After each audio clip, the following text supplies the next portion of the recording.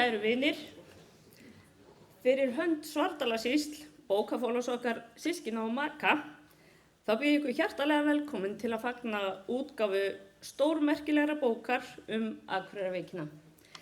Inga Dóra heiti ég og ég yngst 6 systkina frá Jarðbrú. Ég eina stelpan og bræður mínir hafa lengi vel sagt að það hefði alltaf verið látið allt eftir mér, sem alls kostar ekki rétt. Ég vil bara koma því á framfæri hér og nú. Ég hlaut þann heiður að stýra þessari samkomu. Áður en lengra er haldið þá vil ég bara fara yfir þessi praktísku atriði. Við verðum hérna milli 17 og 19 og bara njótu þess að vera saman, hlýðum á áhugaverð erindi og tölum saman að því loknu. Og við fáum okkur kaffi og kleinur, það hérna í boði. Ef þið eru þreytt á að sitja, þá bara töltið þið hérna yfir og fá okkur kaffisopa. Það bara ekkert að því. Það eru salirni hérna uppi á efri hæðinni. Tilefni þessara samkomu mjög merkilegt og þarft. Það að segja, við rýnum í söguna til að reyna að skilja nútíðina og spáum í framtíðina, út frá ýmsum sjónarhornum. Hér munum við hlýða á fjölbreytt erindi og frásagnir Akureyrarveikina. Óskar Þór, höfundur bókarinnar og bróðir minn, hann mikill grúskari, hann hefur gaman af fólki, hann forvitinn, hann fylgir sér, en hann umfram allt mannvinur og góður hlustandi. Allir þessir eiginleikar endurspeglast í bókinum Akureyrarveikina. Hann ræddi við fjölda fólks og studdist við umfangsmiklar heimildir til að varpa ljósi á mál sem raun hefur lengi legið í þagnargildi. Kæri bróðir, gjörðu svo vel, sviðið þitt.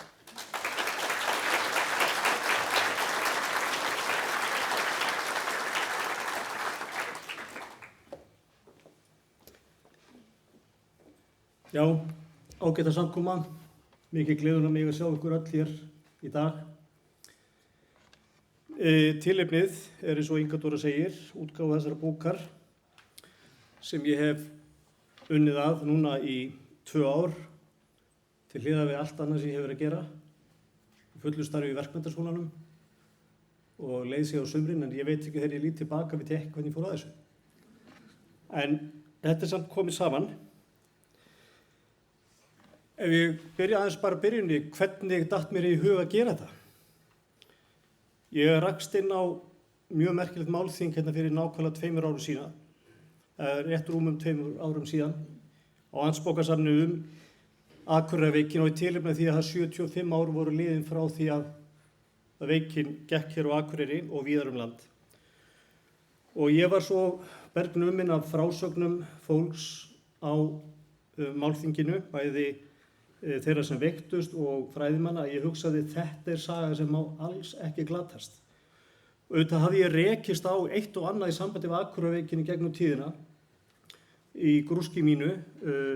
Ég hafði hnotið greinar, stuttar greinar og lesið mér aðeins til þetta og mér fannst það vantaði að segja miklu meira. Þetta var einhvern veginn eins og væri glataður kafli í sögu Akureyrar og reyndar miklu víðar land og í heilbrigði sögu landsins. Þannig að ég hreinlega ákvað á þessu málþingi, nú fyrst að enginn annar ætlar að fara í þetta, þá geri ég þetta. Og ég byrjaði daginn eftir. Við spólum bara tilbaka aftur. Ásgeir Jóhannesson var einn af þeim sem tók til máls á þessu málþingi. Hann hér efst til hægri með dóttur sinni Berglindir, sem Berglindir hér í salnum. Ásgeir treystir sig ekki til að koma. Hann býr í Kópavogi en hárð ákveðinn í því að koma á sambærilega kynningu sem verður eftir viku fyrir sunnan. Og ég vil bara segja núna, svo það gleymist ekki, Ásgeir búinn að vera minn hvatningarmaður í vinnslu þessar bókar. Hann hefur hvatt mig með ráðum og dáð og við höfum átt ófás símtölin og tölvupósta á milli okkar, þar sem ég hef leyft honum að fylgjast með hvað ég að gera. og hann óskaplega þakklátur að þetta sé loksins komið á blað því að hann einn af þeim sem upplifðu það þetta var þaggað niður, þessi veikindi. Þannig ég samdi við Ásgeir, hann þekkti mig ekki neitt og ég ekki hann á málþinginu. Ég spurði Ásgeir, mér langar til að gera eitthvað þessa veiki og ég veit að þú verður hérna í nótt, má ég hitta þig upp í menntaskóla á morgun vegna þess að hann veiktist hér upp í gamla skóla og heimavistinni hérna í gamla skóla, hérna í húsinu við hliðina á okkur. Og hann sagði já, ég alveg mjög fús í það og ég hitta hann á sunnudagsmorgni áður en hann fór í flug suður til Reykjavíkur. Þetta var upphafið þessari vinnu. Síðan fer ég á stað og byrja náttúrulega á því að leita fanga í skriflegum heimildum, hvað gerir maður, nota tímarit.is dálítið mikið og finnur allskyns frásagnir fólks og frásagnir dagblaðina á þessum tíma veikina og það var satt best að segja ekkert óskaplega mikið að finna. Jú, það var dálítið mikið hérna á Akureyri, sem sagt í Akureyrarblöðunum, en í það heila tekið ekkert óskaplega mikið. Og takið eftir einu, þegar ég horfið á þessa glæru hérna, þá var alltaf að tala mænuveiki, ekki satt? Vegna þess að það héldu við allir þetta væri mænuveiki. Læknar héldu það og almenningur allur var nokkuð viss það að þetta væri mænuveiki. Þannig að fólk var skíthrætt við þetta vegna þess að fólk vissi það að mænuveikin dró fólk til dauða. Og það voru þekktir mænuveiki faraldrar á Íslandi alveg frá 1900, rétt fyrir 1900. Meðal annars hér á Akureyri mjög skæður faraldur 1924. Þannig að þetta var í gegnum alla umfjöllun í blöðum var alltaf talað mænuveiki. Ekki bara á Akureyri, vegna þess að veikin barst miklu víðar, það er kannski það sem fólk veit ekki mikið en hún fór miklu víðar heldur en Akureyri og Eyjafjörð. Hún fór vestur í Skagafjörð, hún fór vestur á Ísafjörð og var gríðarlega alvarlegur faraldur á Ísafirði í snemma árs 1949. Og hvernig gerist það? Jú, það gerist þannig nokkuð örugglega að hérna í menntaskólanum, þegar veikin kemur upp hérna í menntaskólanum, hann berst sem sagt inn í skólan, eðlilega, mennskælingar voru náttúrulega út allan bæ og sumir voru Akureyringar og bjuggu út í bæ. Þannig að mennskælingar veiktust í hrönnum og helmingur vistarbúa hér í menntaskólum á Akureyri veiktist. Það voru 70 nemendur á heimavistinni. Á þessum tíma 35 þeirra veiktust. Og Ásgeir Jóhannesson þar á meðal sem ég nefndi hérna áðan. Hann var frá Húsavík, fæddur þar á uppalinn. En síðan gerist það sem sagt jólin, fyrir jólin, jólafrí 1948, hafa búið að loka menntaskólanum frá 17. nóvember til 10. desember og síðan byrja skólahald aftur og það kennt hérna til, ef ég man rétt, 21. desember, þá er sem sagt jólafrí og mennskælingar vildu fara heim, utanbyggðarmenn. En skólameistari á þeim tíma, Þórarinn Björnsson, og landlæknir Vilmundur Jónsson fóru þess á leit vinsamlega margítrekað við mennskælinga, haldið ykkur á Akureyri til þess að fyrirbyggja að veikin breiðist út. Flestir urðu við þeirri bón, ekki allir. Nokkrir Vestfirðingar gerðu það ekki. Það er alla líkur að þeir hafi borið veikina vestur á firði. Og þessi faraldur var mjög slæmur á Ísafirði. Það er líka talið nokkuð öruggt að veikin hafi breiðst út frá Akureyri með norðurlega rútunni. Hún stoppaði á nokkrum stöðum, þar á meðal í Reykjaskóla í Hrútafirði. Þar voru krakkarnir settir í sóttkví jólin 1948. Máttu ekki fara heim. Voru jólin 48 á Reykjaskóla fengu að fara í jólafrí í febrúar. Og þar var líka mjög alvarlegur faraldur. Það var líka samkomubann víða, Akureyri, Ísafirði og Húsavík var til dæmis samkomubann. Hér er einmitt afrit af yfirlýsingu samkomubann á Húsavík, undirritað af sýslumanni. Helstu einkenni Akureyrarveikin, það var ekkert skrítið kannski að menn héldu þetta væri mænuveiki vegna þess að það var svo margt líkt með mænuveiki og Akureyrarveikinni. Eins og við sjáum hana sótthiti í byrjun, stífleiki í mjóbaki, það var mjög algengt byrjunar einkenni á þessari veiki. Verkir í útlimum, gríðarlegu þreyta, svefnleysi og menn svitnuðu gríðarlega. En þessi langvarandi þreyta og slappleiki, það var það sem var svo áberandi í þessari veiki. Að ég ekki tala lömunina. Fólk lamaðist. Það var náttúrulega það sem tengdi fólk við lömunarveiki eða mænuveiki.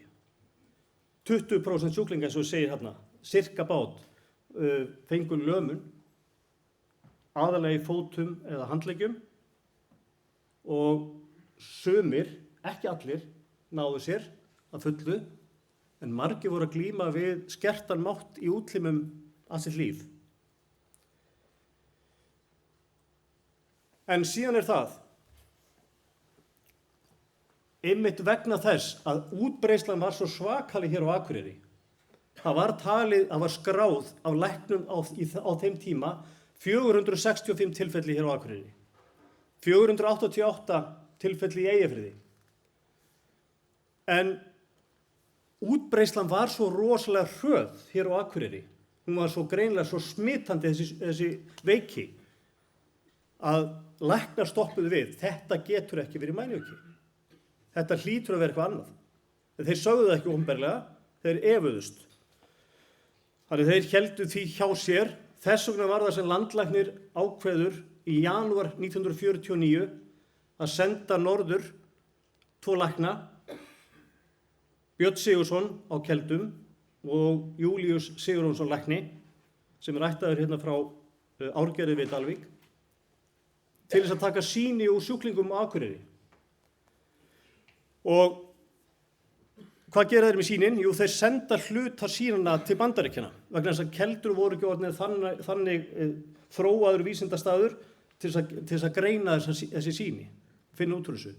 Þannig þeir sendaðu til Baltimore í Bandaríkjunum, John Hopkins háskólans, til þess að greina þau. Og hvað voru þau að greina? Jú, þeir voru að greina einungis hvort þetta væri mænuveiki eða ekki mænuveiki. Þeir greindu raun ekkert annað. Niðurstaðan var þessi, þetta var ekki mænuveiki. Og hvað áttu þá bændur að gera? Hvað áttu þá að kalla þessa veiki? Það vissi enginn hvað það var. Þess vegna töldu menn réttast að nefna þetta Akureyrarveiki vegna þess að útbreiðsla var mest hér á Akureyri hlutfallslega. Þannig kemur þetta hugtak til Akureyrarveikin og þetta í fyrsta skipti sem ég hef séð í heimildum sem þessara veikir getið sem Akureyrarveiki í Morgunblaðinu 5. júlí 1949. Það sem gerir Akureyrarveikin svo sérstaka og einstaka og heimsvísu hvað hún var vel skrásett strax af læknum. Hér Björn Sigurðsson til hægri. Hann var aðal höfundur þessara greinar og hinir læknarnir sem eru hér með honum eru, sem sagt, eins og kemur hann fram, Jón Hjaltalín Sigurðsson lengst til vinstri, síðan kemur Jóhann Þorkelsson, héraðslæknir hér á Akureyri, Téður Júlíus Sigurjónsson og Kjartan Guðmundsson lengst til hægri. Þeir birta þessa grein Akureyrarveikin í Læknablaðinu 1950 og í kjölfarið hún birt í erlendum tímaritum, þýdd yfir önnur tungumál. Þar með flaug fiskisagan út allan heim. Þar með var þessi sjúkdómur orðinn þekktur út allan heim sem Akureyri disease eða Iceland disease. Þetta eini sjúkdómurinn sem kenndur við Ísland. Og það ein stutt saga í bókinni sem ég ætla að segja ykkur í þessu sambandi. Það var kona sem að segja mig frá veikindu sínum hér á Akureyri þegar hún var ung stúlka. Seinna á lífsleiðinni fer hún til Afríku og þar með manni sínum sem var í störfum í Afríku.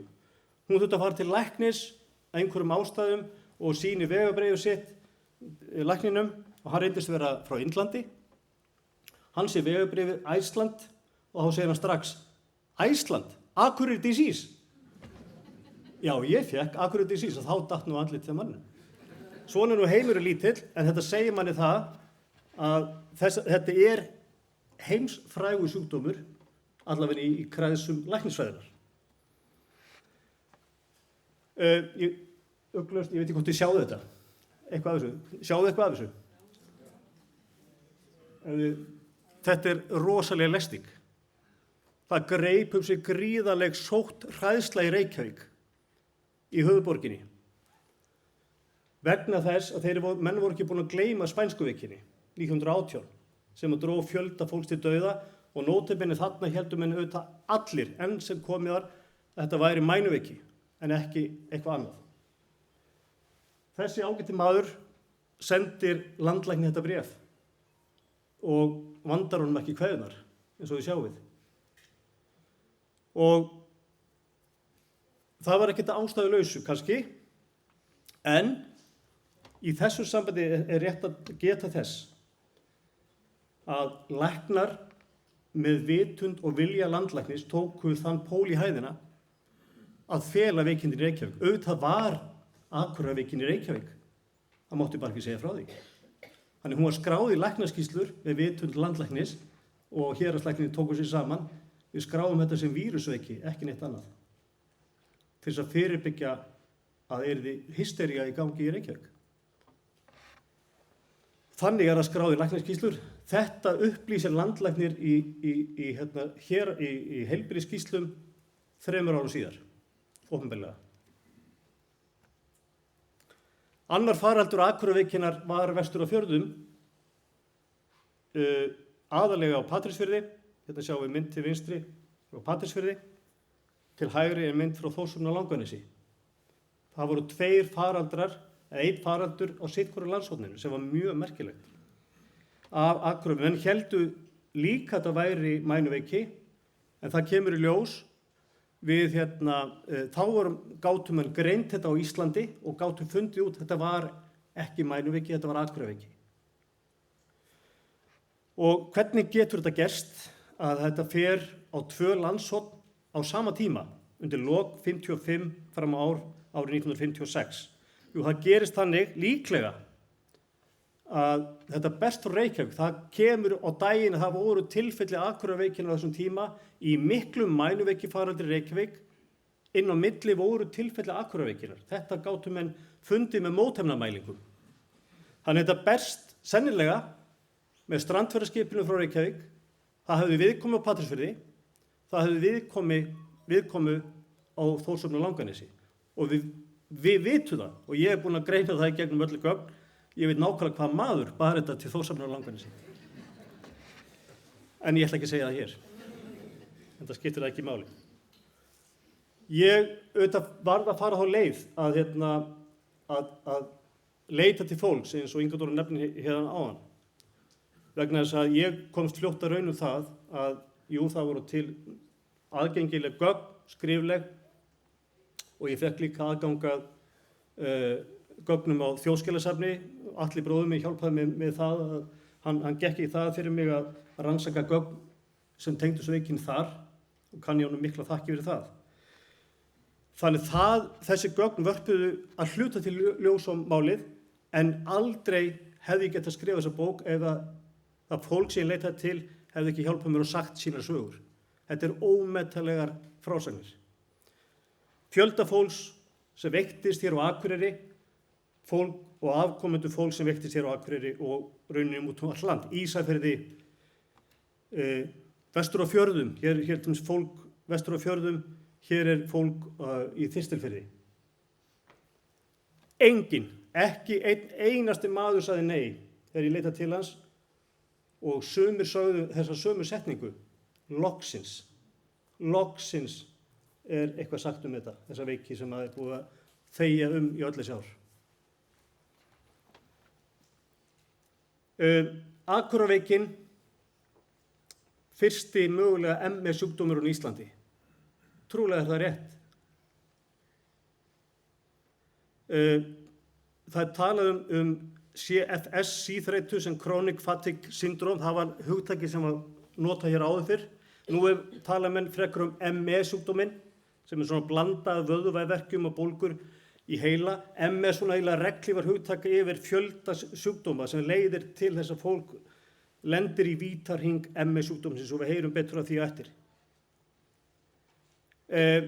og það sem veldur ME er til dæmis COVID-19. Akureyrarveikin hefði leitt til ME sjúkdóms á sínum tíma, ekki nokkur vafi, hefði menn vita meira þetta þá. Þannig það eru gríðarleg líkindi með Akureyrarveikinni, ME og langtíma eftirstöðum COVID-19. Og í lokin ætla ég að segja ykkur frá því að við eftirgrennslan mín við vinnslu á þessari bók, þá hugsa ég sem svo, ég vissi það að Björn Sigurðsson og Júlíus Sigurjónsson hefðu tekið sýni, eins og ég nefndi hérna áðan, 1949 í janúar, hér á Akureyri, úr fjölda sjúklinga, sennilega ríflega 30 sjúklingum. Og ég vissi að nokkur þeirra voru send til Bandaríkjanna til greiningar, eins og ég nefndi, til þess að fá úr því skorið hvort þetta væri mænuveiki eða eitthvað annað. Og það reyndist ekki verið mænuveiki, hvað var það þá? Mér fannst ótrúlegt að væri búið að henda þessum sýnum.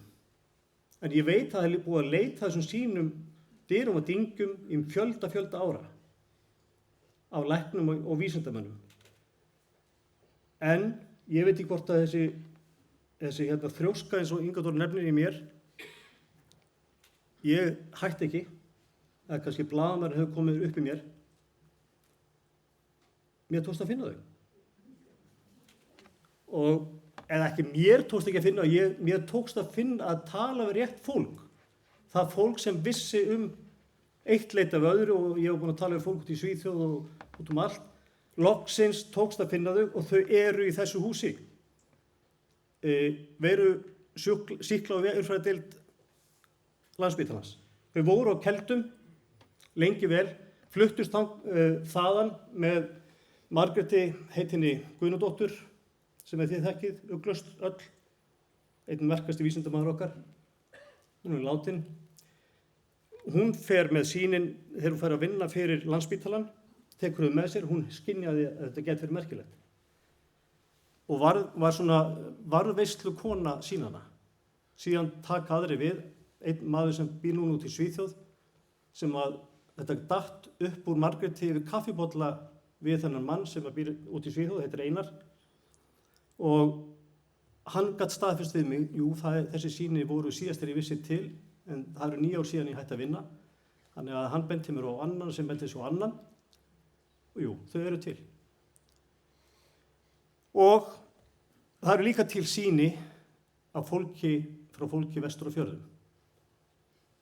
Og nú er þetta komið á mínum höndum, ég er allan búin að gera mitt til þess að koma þessu framfæri, þetta er til og nú þarf bara að vinna úr þessu. Og ég ætla ekki að tala það er vísindamanninn að gera það. Kristín Sigurðardóttir mun tala þetta hérna á eftir. Takk fyrir.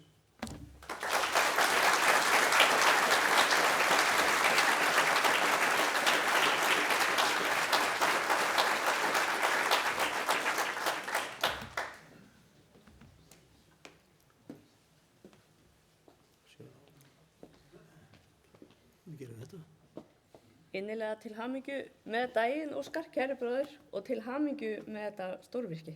Takk fyrir það. Vel gert.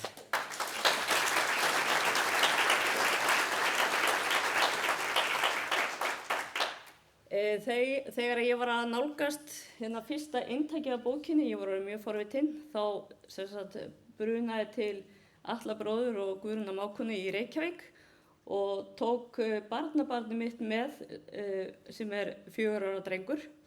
Hann er mjög forvitin að eðlisfari og ég skil það ekki, eða þannig. Það kippir í kynið, en þegar við settumst út í bíl og hann var búinn að spjalla heilmikið við Atla og Guðrúnu, að þá sagði hann amma, mér langar að lesa þessa bók. Og ég dró heldur úr því að mér fannst þetta nú heldur stór bók fyrir drenginn, að lesa í bílum, en hann er þrjóskur eins og fleiri og lét sig ekki, þannig að amma lét undan og við keyrðum á stað og svo þegar voru nokkrar mínútur liðnar þá spurði ég drenginn og hvernig gengur nú að lesa? Það gengur vel amma og þetta er myndabók. Og ég hugsaði bara, já, það er náttúrulega frábært ef þessi bók nær til nokkura kynslóða. En kannski kjarninn í þessu og skilaboðin að það eru svona marga myndir í bókinni gerir svo mikið fyrir hana og myndirnar tala sínu máli og hafa gríðarlega þýðingu. Þannig að þetta var mjög skemmtilegt. En þessi viðburður hér einn fjölmargra á Akureyrarvöku sem bæjarhátíð Akureyringa. Þess vegna vel við hæfi og heiður að fá hana Ásthildi Sturludóttur bæjarstjóra Akureyrar hingað til okkar til þess að segja nokkur orð. Og þess má geta að Akureyrarbær fékk kaupstaðaréttindi 29. ágúst 1862 og því 163 ára í dag. Gjörðu svo vel, Ásthildur.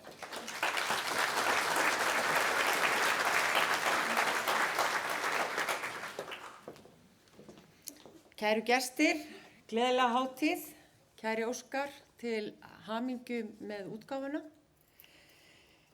Vorið 2023 satt ég eins og áður hefur verið nefnt merkilegt málþing Akureyrarveikina sem haldið var í Amtsbókasafninu hér á Akureyri. Í tilefni þess að þær mundir voru þá 75 ár frá því að veikin geisaði.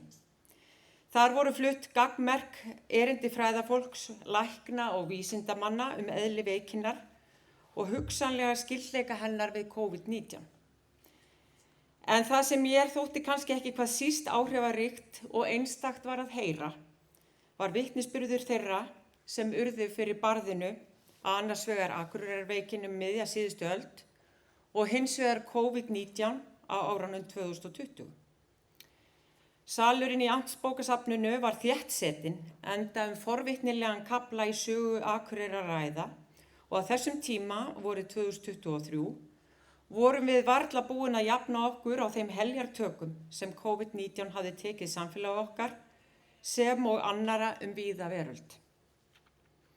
Á málþinginu var meðal gesta Óskar Þór Halldórsson, blaðamaður og rithöfundur, sem segir að strax daginn eftir hafi hann verið að leggja drög á því að skrifa bók Akureyrarveikina, eins og hann búinn að lýsa fyrir okkur hér áður.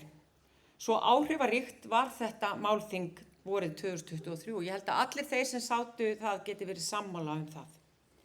Og nú erum við komin saman hér í dag til að fagna útgáfu bókarinnar. Og ég segi aftur til hamingju Óskar Þór og takk fyrir að leggja í þetta stórverki eins og Inga Dóra sagði hér áðan. Kveikjan að málþinginu í Amtsbókasafninu var öðrum þræði, viðtal sem birtist í Morgunblaðinu í febrúar 2023 við Ásgeir Jóhannesson sem var nemandi í Menntaskólanum á Akureyri þegar hinn skelfilega Akureyrarveiki gerði fyrst vart við sig. Í viðtalinu segir Ásgeir orðrétt: Hraustustu menn gengu tárfellandi götur Akureyrar vegna vanlíðunar og sálrænnar röskunar. Læknar vissu lítið hvers konar veikindi voru hér á ferðinni. Þetta viðtal snart mig djúpt, svo ekki sé dýpra í árinu tekið. En þar lýsti Ásgeir glímu sinni við veikindin og því hversu bjargarlausir allir voru gagnvart þessum vágesti. Í kjölfarið sendi ég Berglindi dóttur Ásgeirs skilaboð og bað fyrir þakkir og kveðjur til föður hennar. En fyrir þá sem hafa áhuga á ættfræði og svona öðru þá bjó Ásgeir síðar í Ólafsvík og var mikill og góður vinur föðurfjölskyldu minnar og giftur frænku minni. Skömmu síðar fékk Berglind þá góðu hugmynd að efna til málþingsins þennan vonda sjúkdóm sem hafði svo lítið verið fjallað Ásgeir Jóhannesson hefur greint okkur frá þeim þrautum sem fólk sem veiktist mátti þola, verkjum og lömum í útlimum. Sjálfur lá Ásgeir veikur í 7 vikur á heimavist Menntaskólans á Akureyri, ýmist einn eða með herbergisfélögum sínum. Dapurleg frásögn hans sem kemur fram í viðtalinu af því þegar hann var einn og rúmfastur á jóladag 1948, matarlaus og allslaus. Að kvöldi jóladags hrakaði heilsu hans mjög og í framhaldinu var ákveðið að flytja Ásgeir með fyrstu skipsferð sem fjalli heim í foreldrahús á Húsavík. Og ég vil leyfa ég leyfa mér að vitna til lokaorða Ásgeirs í erindinu sem hann hélt í amtsbókasafninu, en þau hljóða svo. Ég bara hvet ykkur, ef ég man rétt, þá það til á heimasíðu Akureyrarbæjar, en það var stórkostlegt. Við þessar kaldranalegu aðstæður sigldum við með Esjunni út í svartnættið og hríðina og komum til Húsavíkur næsta morgun, þar sem fjölskylda mín og vinir fögnuðu mér á bryggjunni, en fylgdarmenn mínir snéru aftur til Akureyrar með skipinu. Það var svo mikill snjór á Húsavík að bera varð mig í sjúkrarúmuna af bryggjunni og heim í foreldrahús. Þar hófst margra mánaða barátta við Akureyrarveikina upp á líf og dauða, sem endaði með því að ég gat klætt mig sjálfur haustið eftir að hafa fengið sjúkraþjálfun í Reykjavík. Síðan náði ég heilsu að miklu leyti á næstu áratugum, en það önnur saga. Námi mínu við menntaskólan á Akureyri var lokið, en ég öðlaðist farsæla ævi og ánægjulegt líf þó að leiðir skildu við minn góðu skólasystkini. Og hér sit ég nú í hópi elstu karla og kvenna lifðu þessa tíma. En vikurnar 7 sem ég lá þarna í heimavist menntaskólans líða mér aldrei úr minni. Tilvitnun lýkur. Og að því Ásgeir nefnir að hans námi við menntaskólans hafi þarna verið lokið, þá fór hann seinna í samvinnuskólan og varð kaupfélagsstjóri í Ólafsvík. Það umhugsunarvert hversu varnar og bjargarlaust mannfólki getur verið þegar veirur sem aðeins sjást í smjásjá ráðast gegn því. Það eins og við fáum engum vörnum við komið. Og þetta hugsaði ég nú oft þegar COVID geisaði og við máttum ekki neinn hitta og urðum að eiga fundi í gegnum tölvuskjái og á fjarfundum með samstarfsfólki. Höfum það hugfast að árið 1948, þegar svo ramt hvað að Akureyrarveikinni, var að sjálfsögðu ekki búið að finna upp internetið. Það var ekkert sjónvarp, stopular fréttasendingar útvars og dagblöðin fluttu fréttir af viðburðum mörgum klukkustundum eða sólarhringum eftir að þeir áttu sér stað. Ímyndið ykkur aðstandendur fjársjúkra og sjálft fólki sem liggur á milli heims og helju og veit ekki hvað hefur gerst, hvernig málin hafa þróast, hvort að það sé einhver von, hvort það sé að greiðast úr móki veikinnar eða hvort hún sé eiginlega að leggja allt líf þeirra að velli. Við slíkar aðstæður þarf ótrúlegan sálarstyrk og æðruleysi. Og munum orð Ásgeirs, hraustustu menn gengu tárfellandi götur Akureyrar vegna vanlíðunar og sálrænnar röskunar. Læknar vissu lítið hvers konar veikindi voru hér á ferðinni. Góði gestir, ég fagna að sjálfsögðu útgáfu þessarar bókar og hlakka til að lesa hana. Ég hef margoft heyrt talað Akureyrarveikina og heyrði margoft talað hana vestur á Patreksfirði. Akureyrarveikin nálæg okkur í tíma og allar sögur af kjörum og lífsbaráttu foreldra okkar og forfeðra mikilvægt að segja og mikilvægt að þekkja. Mig grunar að það efni sem dregið saman í þessari bók verði til þess að auka skilning okkar á því hver í rauninni við erum og úr hvaða jarðvegi sorgarstunda og hamingjudaga við erum sprottin. Takk fyrir.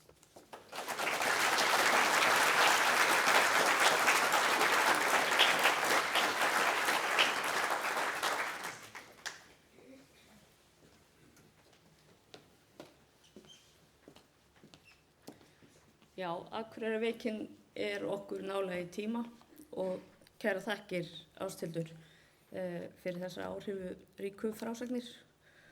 Þetta snertir mann. Í inngangi bókarinnar, eins og Óskar kom inn á áðan, þá koma fram töluverð líkindi með Akureyrarveikinni, MS sjúkdómnum og langtíma eftirköstum COVID-19.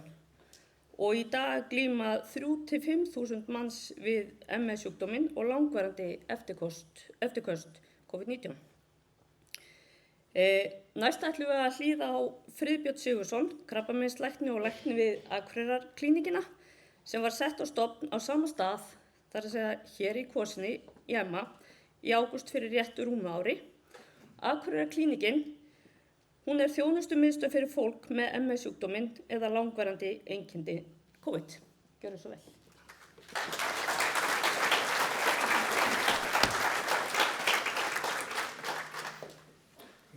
segir heldur þetta gangi? Það gera það sko. Svona, fyrsta. Stig 1. Stig 2, opna tölvuna.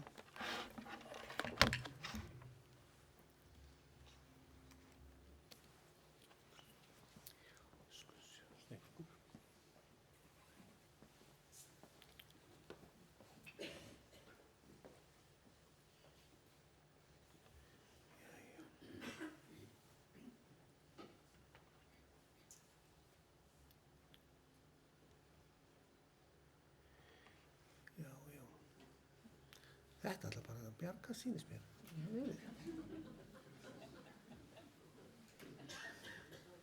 Nei.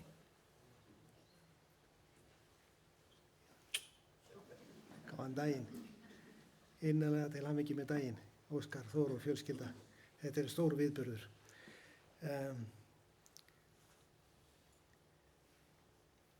Ég heiti Friðbjörn Sigurðsson og tala hér fyrir hönd Akureyrarklíníkunnar. Þetta er mynd sem við sýnum oft og af þessum faraldri Akureyrarveikinnar. Og svona heldum við að sjúkdómurinn hafi dreifst samkvæmt þessum heimildum þarna á þessum tíma sem Óskar er búinn að fara yfir. En eins og við erum búin að sjá og heyra núna frá Óskari, þá er þetta ekki nema hálfur sannleikurinn. Þetta er ekki nema hálfur sannleikurinn. Þetta var öðruvísi og það fáið að kynnast þegar ég lesið þessa stórmerkubók. Ég fengi aðeins að glugga í nokkra kafla af henni. Það var líka minnst á þessa grein, hérna stórmerkugrein þarna í Læknablaðinu og þessi Akureyrarveiki var svo merkilegur hlutur og ég held kannski að ekki vegna þess að hún var alveg ný, heldur vegna þess að þetta var skráð svo vel á þessum tíma. Íslenskir vísindamenn stóðu sig svo vel og það var búið að minnast á þennan mann hérna, Björn Sigurðsson, hann á mikið stóran hlut, hann er ótrúlegur vísindamaður og ég ætla að fá að segja eitthvað það til viðbótar. Þetta er afi Kristínar Sigurðardóttur sem talar hér á eftir.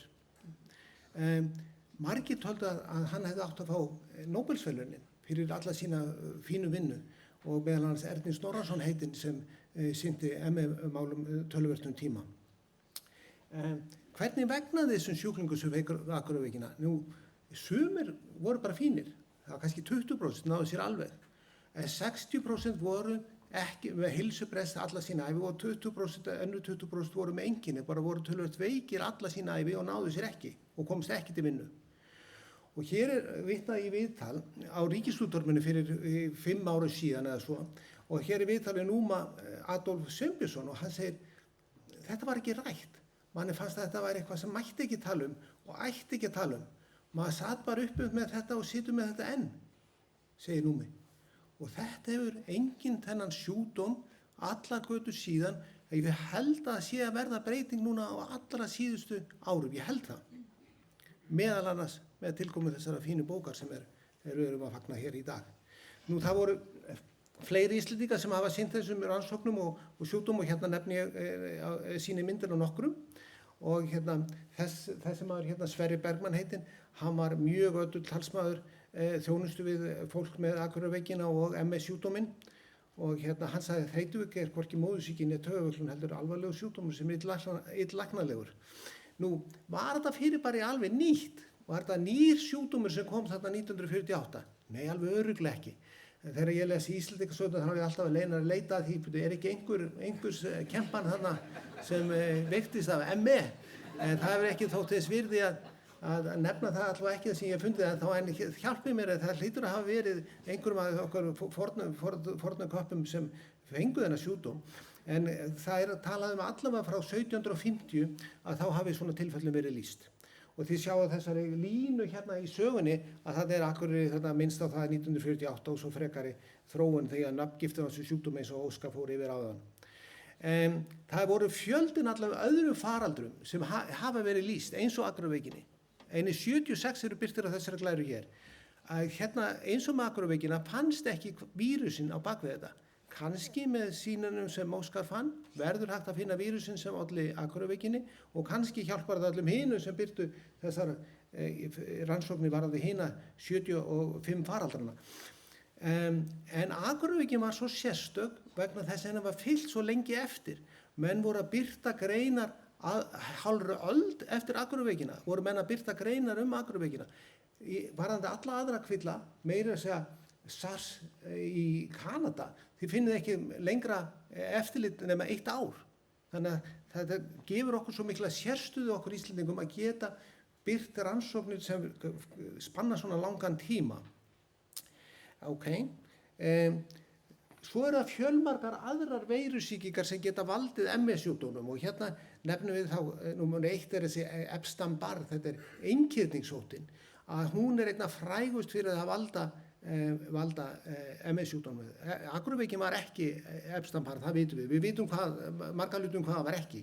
En þetta eru fjöldan allan af vírusum og reyndar sömu bakteríur sem geta valdið MS-sjúkdómum.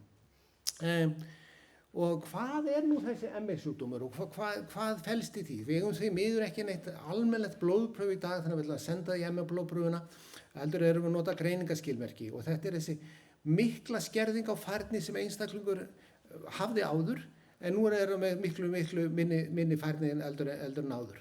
Og það þessi sérkennilega fyrirbæri sem kallað örmögnun eftir áreynslu, sem kemur nokkrum dögum eftir áreynslu að sjúklingur fari aðeins fram úr sér. Annað einkenni að sjúklingur vaknar alltaf þreyttur, alveg sama hvað hann sefur lengi. Og svo fylgir þessu oft ýmsir aðrir kvillar svo sem heilaþoka, rétt stöðóþoli eins og voru að tala í Kastljósi núna bara í síðustu viku. Nú þetta að fara að fjalla þetta svo víða. Við vorum einmitt að velta því fyrir okkur í dag, í Óskar.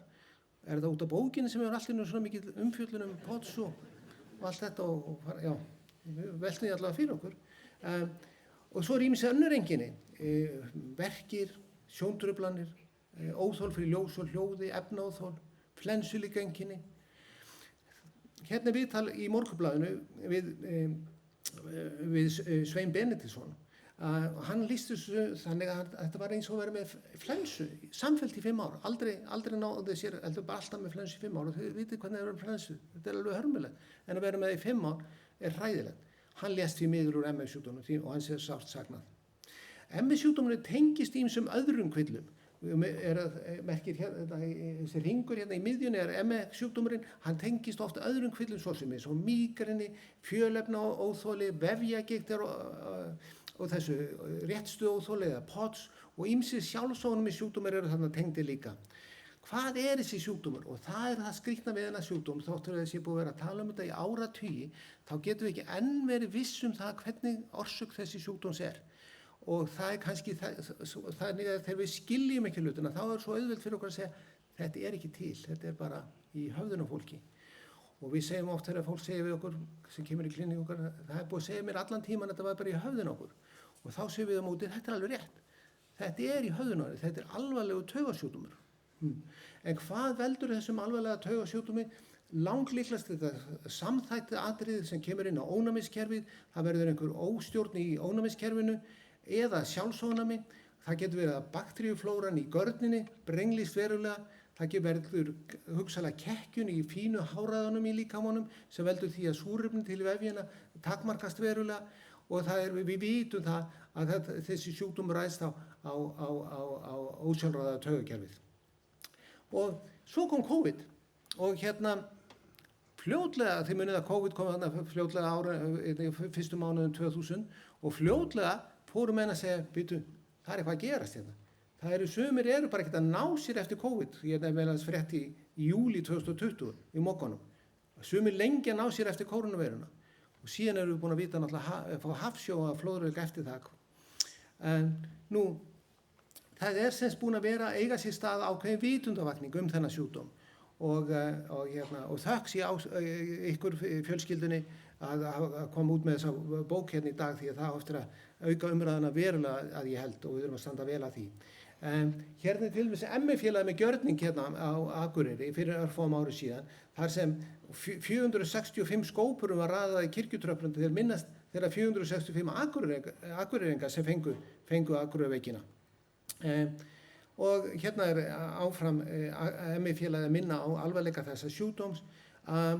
Við læknar fórum svona smá saman að taka við okkur en það gerðist nú seint og það kannski gulmerki hérna eina sem heitir Kristín Sigurðardóttir og talar eftir því að hún aðalsbrautan í því að fá fólk til að vinna með sér og vinna á ákveðnum verkefnum og hún myndaði þennan samstarfs- og lækna MS-sjúkdómi fyrir örfáum árum síðan. Fólk hefur nú verið misvirkt í þessu en þetta var allavega hennar vinna og hefur nú fylgt þessu gríðarlega vel eftir. Við höfum skrifað greinar í blöðin og reyna að vekja athygli á hvaða sjúkdómur þetta er. Við höfum haldið málþing á læknadögum sem eru fræðsluþing fyrir lækna og hérna við gerðum þetta í janúar 2020, það er að segja fyrir COVID, þá fengum við Bandaríkjamann, James Baranoak til að vera með okkur og fyrir 2 árum síðan, 2,5 árum síðan, þá fengum við Jónas Bergqvist vin okkar sem hefur komið að tala í þessum sal og við leiðbeintum okkur mikið og þetta málþing var aðalega langvarandi COVID. Og við höfum gert fræðslumynd MS-sjúkdóminn og við erum núna búin að gera 2 nýjar fræðslumyndir langvarandi einkenni COVID og þær verður væntar sýndar í Ríkissjónvarpinu núna í september. Og þá aðeins Akureyrarklíníkina, við vorum stofnuð í framhaldi allir þessar umræðu og við erum þjónustumiðstöð fyrir einstaklingum með MS-sjúkdóminn og með langvarandi einkenni COVID og það var Willum Þór sem stofnaði þessa klíník formulega akkurat fyrir árið síðan, 16. ágúst í fyrra og hann hefur ég hef heyrt hann segja nokkrum sinnum að þetta var nú það besta sem hann gerði í sínu starfi sem heilbrigðisráðherra. Og þá var þetta landlæknir og nú var þetta heilbrigðisráðherra hefur stutt gríðarlega vel við þetta verkefni. Og hérna Jónas Bergqvist í miðjunni sem við nefndum áðan og Runólfur Pálsson, forstjóri Landspítalans, þeir hefur mikinn á að Akureyrarklíníkin þjónustu einnig Landspítalan og við erum núna í samræmi það hvernig við getum unnið þetta vel saman. Við erum þekkingar- og ráðgjafarmiðstöð, við erum á vegum sjúkrahússins og heilsugæslunnar í sameiningu og ég held að það sé fyrsta verkefni sinna tegundar hér á landi þar sem reynt að heilsugæsla og sjúkrahús eigi sameiginlega verkefni. Það eru kostir og gallar og við erum aðalega verið að horfa á kostina og við tökum við tilvísunum frá læknum til að fá. Við erum búin að sjá 460 sjúklinga nú þegar. Við eigum að sinna skráning á sjúkdómnum, þetta er verkefni sem í vinnslu, gríðarlega mikilvægt að við skráum þetta vel til þess að vísindamenn geti tekið svo við og tekið við rannsóknarstarfinu. Og við erum að reyna að koma á samstarfi við Háskólann á Akureyri, við erum bara nýlega búin að vera í viðræðum við Háskóla Íslands, við erum að bíða eftir fundum í íslenskri erfðagreiningu, Arctic Therapeutics hérna á Akureyri, vil gjarnan tengjast okkur og inn í stóru hlutin er það að Landspítalinn ætlar að koma á lífsýnasafni og við erum að sækja til vísindasiðanefndar varðandi það og við erum að tengjast hópi sem við kallum stundum miðstöð rannsóknum langvinnar eftirstöðvar sýkinga og annarra áreita og það er svona í mótun. Og við erum með þjónustu landi, við erum að vinna á landsvísu þó við eigum heima á Akureyri, þannig að við vinnum mest í gegnum fjarfundabúnað því að okkar fólk er það veikt það kemst ekki til okkar. En við höfum líka verið að prófa að koma til fólksins, við höfum farið til Sauðárkróks og við höfum farið til Húsavíkur og við höfum farið tvígang til Selfoss og nú stefnum við að við förum til Reykjavíkur núna í einhver skipti í haust.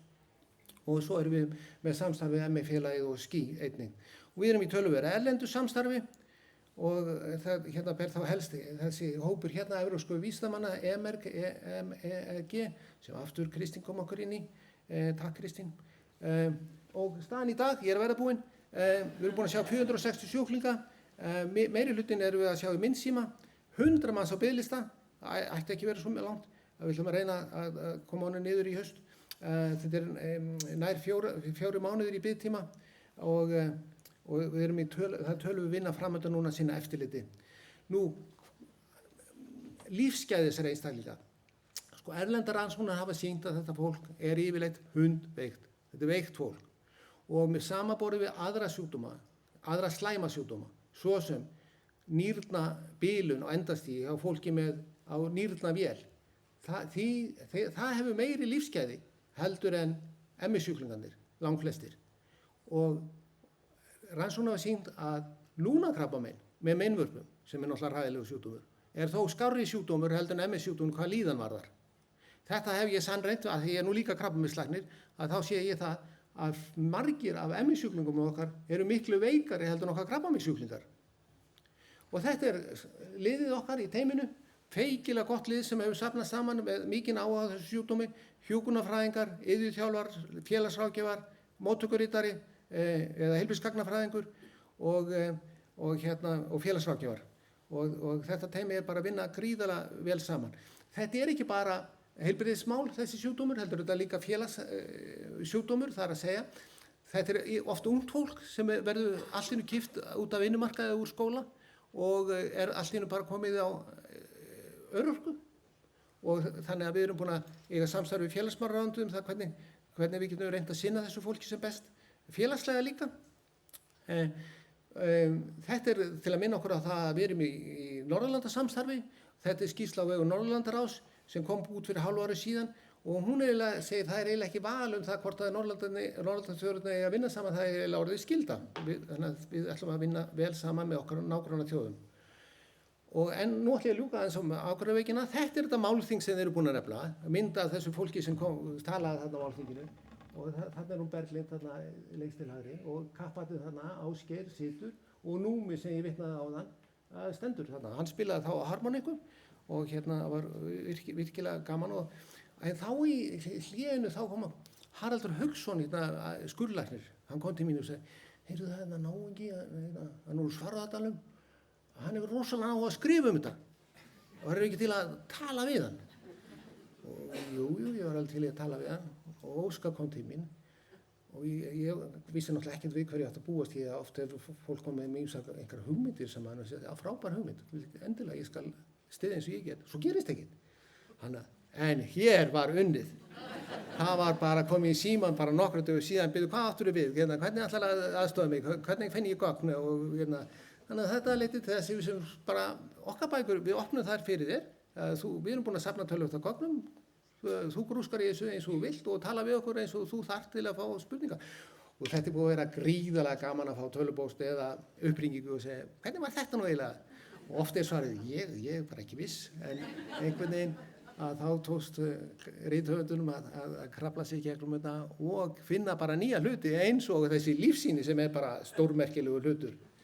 Og hérna rithöfundurinn með Ásgeiri og hvað þá framtíðina? Þetta búið mál? Og heldur, ef við horfum á söguna, þessi Akureyrarveikin ekki, ég veit alveg þetta merkilegu hlutur sagnfræðilega sér. En það náttúrulega að það tengist svo nútímanum og þetta tengist framtíðinni því að veirusýkingar verða hægt ekkert í dag eftir kórónuveirufaraldur sem reyndar ekki hættur að þá koma aðra veirusýkingar. Þannig að ætlum við að vera jafn fákunnandi þegar næsti faraldur kemur eins og við vorum við fyrir COVID-faraldurinn? Vonandi ekki. Og til ég held að þetta sé merki það að sú von mun rætast. Að nú ætlar ráðherra að biðja landlækni að stofna vinnuhóp það hvernig best staðið að þjónustu við þessa sjúklinga sem tilheyra þessum málaflokkum. Takk fyrir.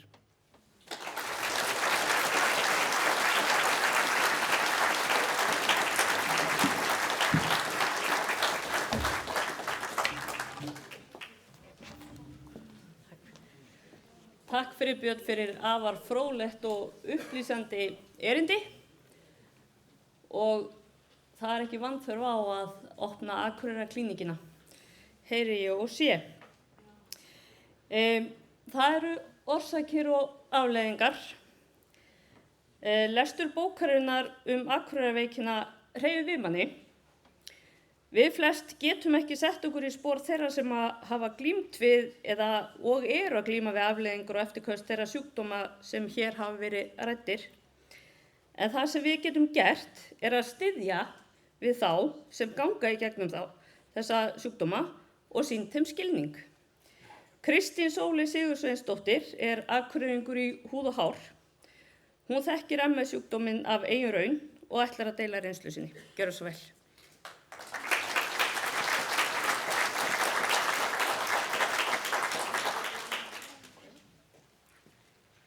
Heil og sæl öll.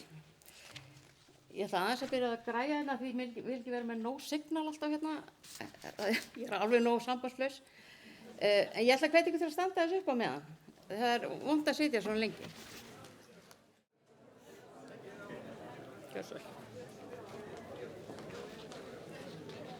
Jæja, gott fólk, þá ég tilbúin. Pásan búin.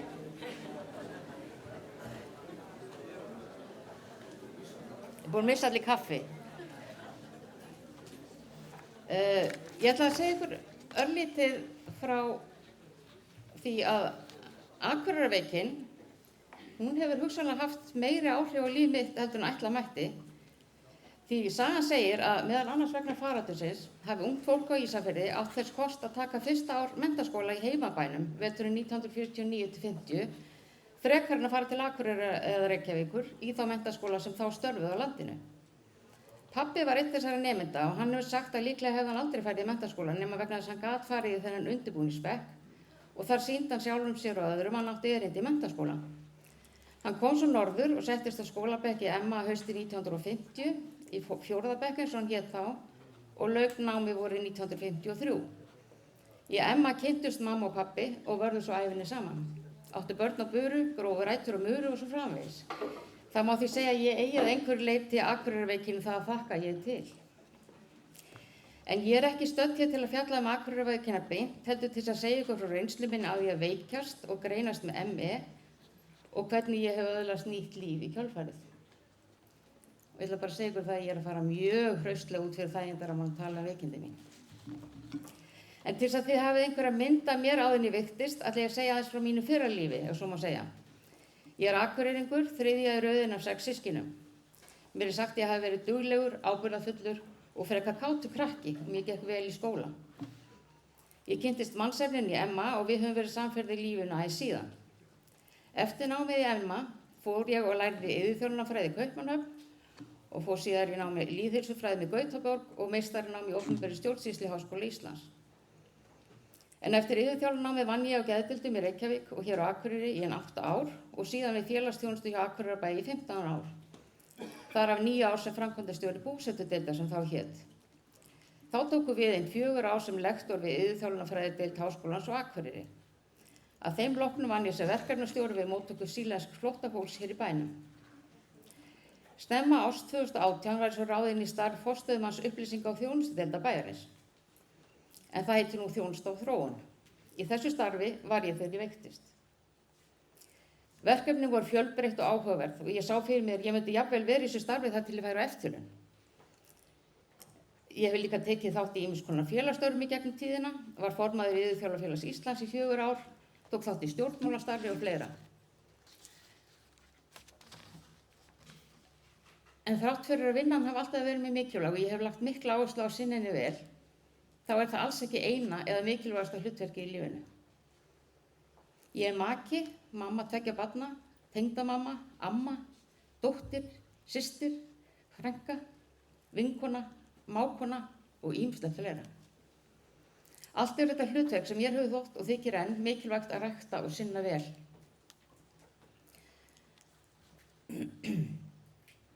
Svo höfum við hjónin gert upp nokkrar íbúðir og hús og alltaf brasað töluvert og haft gaman að því. Við ferðumst líka eins mikið og við gátum og nutum þessi gott. Þetta var svolítið mynd af mér fyrir veikindi. Í lok febrúar 2020 veiktist ég illa. Við hjónin voru nýkomin úr dásamlegu vetrarfríi á Tenerife og einmitt í kringum heimkomuna voru fyrstu COVID-19 tilfellin að greinast bæði á Íslandi og Tenerife.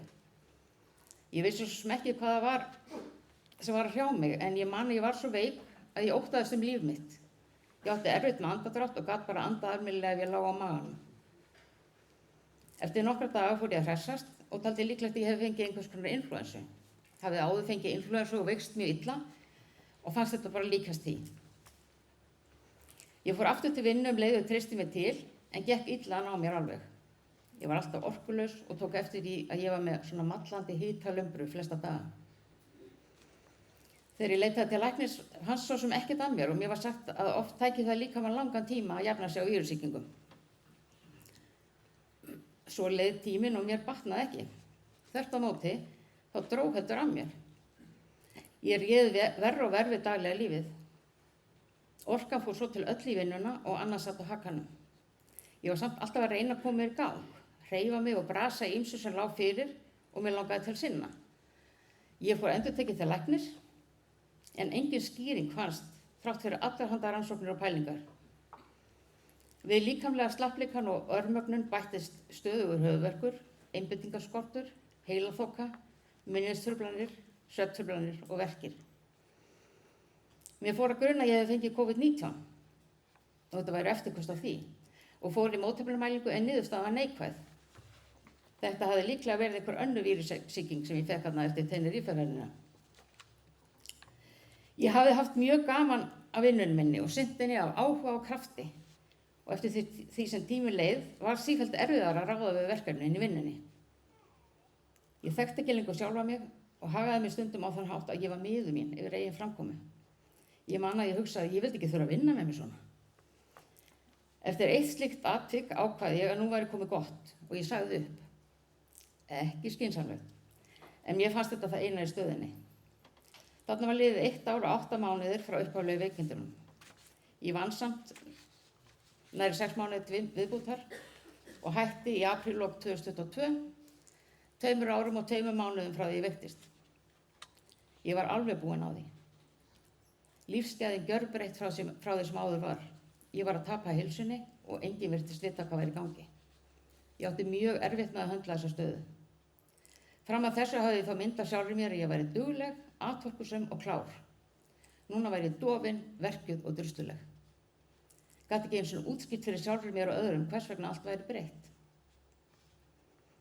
Það er svo haustið 2023 sem ég kemst að starfsendurhæfingu hjá Virk af því ég ætlaði að fara aftur að vinna og fékk þar frábæran ráðgjafa, Kötlu Hildadóttur, sem aðstoðaði mig eftir megni í rúmt ár, þangað til ljóst var að ég væri ekki á leiðinni á vinnumarkaðinni bráð. En í gegnum Virk fékk ég meðal annars að fara til sálfræðings því ég átti erfitt með að sætta mig við þessa nýja útgáfa sjálfur mér og það var afskaplega gagnlegt. Ég sótti líka góð námskeið þar sem fjallað var áskoranir þeirra sem að standa frammi fyrir miklu breytingum á lífi sínu. Og það var svo undir árslok 2023, tæpum 4 árum frá upphafi veikindana sem ég komst að hjá Friðbirni Sigurðssyni lækni og hann greindi mig með ME. Greining sem ég hafði óttast og fannst vera endalok lífs míns eins og það hefði verið til þessa. Að nokkru leyti var það rétt hjá mér. Friðbjörn sagði að reynda væri ýmislegt hægt að gera og ég hef komist að því að hann hefði rétt fyrir sér. Meðferð við ME er samt tilraunakennd og þekking á sjúkdóminum og úrræðum er brotakennd enn sem komið er. Eftir COVID-19 faraldurinn hefur þeim sem greinast með ME fjölgað mikið eins og hér hefur komið fram og það hefur haft jákvæð áhrif á áhuga, þekkingu og þróun úrræða innan heilbrigðiskerfisins.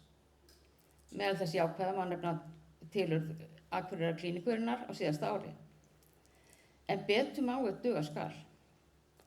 Fólk með ME upplifir sig oft jaðarsett og nær útskúfað í heilbrigðiskerfinu. Og svo upplifun byggir á raunverulegri reynslu og er sannarlega ekki hægt að afskrifa sem eitthvað væl. Vegna reynslu minnar af störfum í heilbrigðis- og félagsþjónustu kom mér í sjálfu sér ekki óvart að heilbrigðisþjónustan mætir ekki endilega fólki eins og það þyrfti. Ég hefði séð ýmis dæmi þess. Það tók nær 4 ár fyrir mig að fá greiningu vandans. Margir hafa þurft að bíða mun lengur. Það sem kom mér á óvart var hversu ein ég var á þessu tímabili. Mér fannst enginn innan heilbrigðiskerfisins tilbúin til að vera með mér í þessu verkefni. Oft fannst mér ég ekki þykja nógu merkilegu kunni og ekkert stórmál þótt ég væri að hrynja niður í eitthvað óútskýrt heilsuleysi. Ég upplifði niðurlægingu ofan í veikindin. Ég var oft langt niðri og þótt ég hefði ekki verið í sjálfsvígshættu þá skil ég vel að einhverju leiði hugan í þá átt við þessar aðstæður. Ég hef gott bakland í einkalífinu og það bjargaði mér. Ég gat líka horft til þeirra sigra sem ég hafði séð hjá skjólstæðingum gegnum tíðina. Fólks sem hafði tekist að komast út úr versta fasanum og endurreisa líf sitt. Það veitti mig von. Móðir amma mín, Svava, hún fékk Akureyrarveikina 44 ára gömul. Hún varð alvarlega veik og náði aldrei fyrri orku og styrk. Amma lést tæplega nýræð árið 1993. Ég vissi ekki af því hún hefði fengið Akureyrarveikina fyrir löngu eftir andlát hennar eða fyrir svona 10-15 ára síðan. Sú vitneskja fékk mig til að endurskoða mjög margt í viðhorfum mínu til hennar. Ég áttaði mig betur á að ýmislegt sem ég hafði áður þótt svolítið skrítið í farinnar var líklega afleiðing veikindana sem hún hafði þurft að kljást við. Og á síðustu árum hefur mér mjög oft verið hugsað til ömmu Svövu og hennar lífs og aðstæðna. Ég held ég skilja hana aðeins betur núna. Ég nefndi áðan ég hef átt erfitt með þessa breyttu útgáfu af sjálfri mér. Satt að segja fannst mér bara ég vera einhver smá hluti af fyrra útgáfinni. Greiningin var mjög hjálpleg, nú vissi ég við hvað var að eiga. Ég fékk líka lyf sem hjálpuði mér, ég vaknaði ekki lengur jafn útgerð á hverju morgni og höfuðverknum létti nokkuð. Ég vann áfram með sálfræðingnum og ég komst að hjá góðum sjúkraþjálfurum. Smám saman komst ég í gegnum sorgarferlið. Því já, þetta er sorgarferli sem fólk þarf að takast á við þegar það glímir við alvarlegar heilsufarsáskoranir og breyttan veruleika. Ég syrgði gamla lífið mitt. En ég hafi samt alltaf haldið í vonina að ég gæti eitthvað gert til að öðlast meiri lífsgæði. Núna veit ég að ég fæ ekki gamla lífið þetta aftur. En ég einbeiti mér að ég gera nýja lífið eins innihaldsríkt, skemmtilegt og gefandi og hægt er. Ég nýti mér þar aðferðir sem mælt með, eins og virknistýringu eða virkniaðlögun, ég forgangsraða grimmt og einbeiti mér að því sem er gefandi og gott. Ég fæ aðstoð frá til dæmis Lilju Þórisdóttur, dásamlegum félagsráðgjafa Akureyrarklínikurinnar og mínum frábæra sjúkraþjálfara Eydísi Valgarðsdóttur. Eydís hefur lagt sig í framkróka við að sækja sér þekkingu til að aðstoða fólk með ME og sníða tilboð sem henta okkur. Svo erum við ME-fólkið hér fyrir norðan með jafningjahóp, þar sem við getum stutt hvort annað, við hittumst mánaðarlega og við erum líka með Facebook-hóp þar sem við deilum einu og öðru gagnlegu. Ég veit að ég er lánsöm að hafa orðið 57 ára og vera orðin það þegar ég veiktist, búin að gera alls konar skemmtilega hluti í einkalífi og starfi. En ég finn til með unga fólkinu, sem er til dæmis með lítil börn og var rétt að byrja sitt fullorðinslíf þegar það veiktist. Ég er líka svo heppin að hafa ekki veikst svo mikið að ég hafi verið rúmföst og ósjálfbjarga vikum á mánuðum og jafnvel árum saman. Það er veruleiki sumra sem veikist af ME. Ég þarf heldur ekki að hafa áhyggjur af afkomu minni eins og margir sem detta skyndilega að vinnumarkaði. Ég get ekki allt sem ég gat áður. Það er svo óralangt frá því, en ég er alltaf að verða betri í því að forðast þessi örmögnunarköst og styrkja mig smá saman. Á góðum degi er orkan sem ég hef til yfirráða svona 40–50% af því sem áður var. Það er mjög góður dagur. Suma daga er hún uppurinn að mestu leyti þegar ég er búin að fara í sturtu og klæða mig. Ég er skipuleg hvernig ég ver orkunni og oft þarf ég að breyta plönum þegar orkan leyfir ekki til dæmis að fara á mannamót eða sinna verkefnum sem liggja fyrir. Jafnvel þóttu veiti mér ánægju. En ég vel stundum að gera hluti sem er líklegt að ég þurfa að borga fyrir með orku næstu daga og sumt er bara það mikilvægt að ná að vera hluthaf. Það má kosta. En sem sagt, þetta er allt annað líf, ekki betra, en samt líf sem ég er að læra að njóta. Núna er ég aftur við stjórnvölinn í eigin lífi og tekst á við áskorunum þess af bjartsýni og ég er staðráðin í því að eiga gott líf. Til hamingju kæri Óskar með útgáfu þessari bókarinnar um Akureyrarveikina. Með henni hefur lagt mikið af mörkum til að tryggja að þessi hluti sögunnar gleymist ekki. Ekki síst sá hluti sem snýra upplifun þeirra sem veiktust og glímdu lengi við eftirköst, sem urðu raun aldrei aftur frísk. Mörg þeirra, og kannski flest, mættu skilningsleysi og fordómum vegna veikindana og fóru jafnvel í felur með þau eftir sem hægt var. Bestu þakkir Óskar fyrir að ráðast í þetta verk og koma sögunni til skýra til okkar. Vonandi getum við öll lært af henni. Takk fyrir.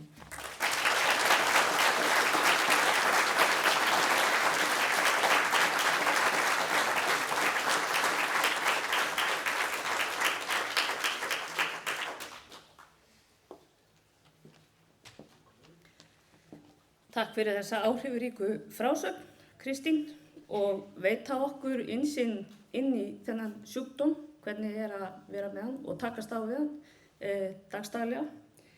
Þetta er mjög stort verkefni að fást við og þú sagðir hérna upphafi að þú verður að stíga út fyrir þægindaramann. Það gerir þú svo sannarlega og ég er mjög þakklát fyrir hönd okkar allra að þú deilir þessari sögunni og veitir okkur innsýn inn í lífið. Og það þarf mikinn kjark til, þannig ég vil við klöppum aftur.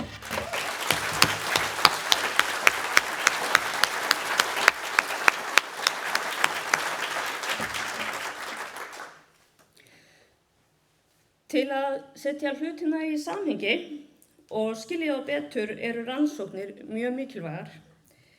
Kristín Sigurðardóttir, bráðalæknir í Reykjavík, hún hefur lengi beint sjónum að MS-sjúkdómnum frá ýmsum hliðum og hún hefur kynnt sér Akureyrarveikina vel í gegnum tíðina. Þess má geta að Kristín er barnabarn Björns Sigurðssonar, eins og hefur komið hér fram, læknis og vísindamanns á Keldum, sem kemur sannarlega við sögu í bók Óskars bróður Akureyrarveikina. Gjörðu svo vel, Kristín.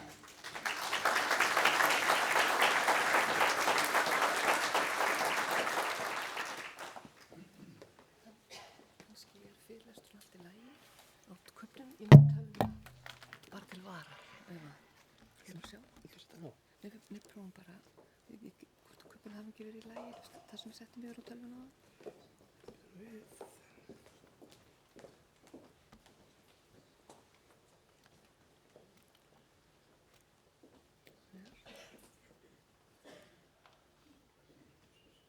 Prófum þetta. Presenter view, getur ekki sett presenter view. En ef við notum mína tölvu frekar, ef við gera það betur, ekki að prófa þetta einu sinni. Getur við slideshow hérna. Bara ef, þá er ég bara miklu hraðari. Hérna, þetta bara svona frekar. Já, límið. Já, svona. Svo sjá, hérna, svona.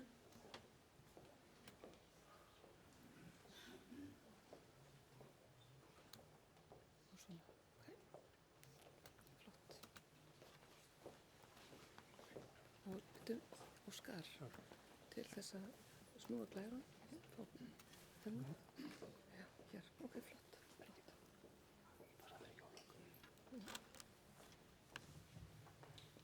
Bæjarstjóri, góði gestir, það er virkilega ánægilegt að vera hérna í dag og mér er það líka mikill heiður.